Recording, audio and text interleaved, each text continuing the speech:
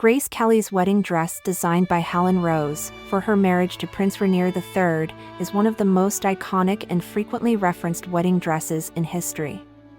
It was paid for by the MGM studio as the movie Swan was set to premiere only 8 days after the wedding. The classic elegance and timeless style of Grace's wedding dress have inspired numerous brides and designers over the decades, and still do.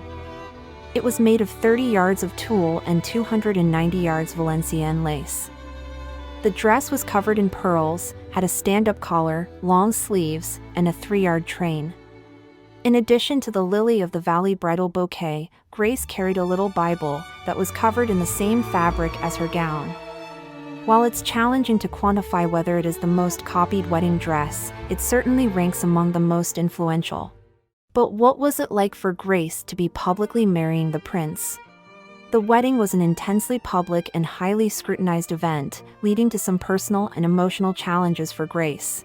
Although it was dubbed the wedding of the century and was attended by numerous celebrities, dignitaries, and was broadcast to millions of viewers around the world, for Grace and her husband it was an awful event. It wasn't until later, when Grace confirmed how uncomfortable she and the prince felt on April 19th. To them, everything seemed to be distant and muffled. It was as though they were wrapped in cotton.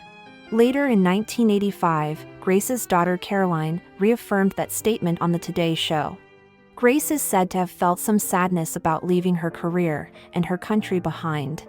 However, she maintained a dignified and graceful public persona, quickly embracing Monaco as her true home.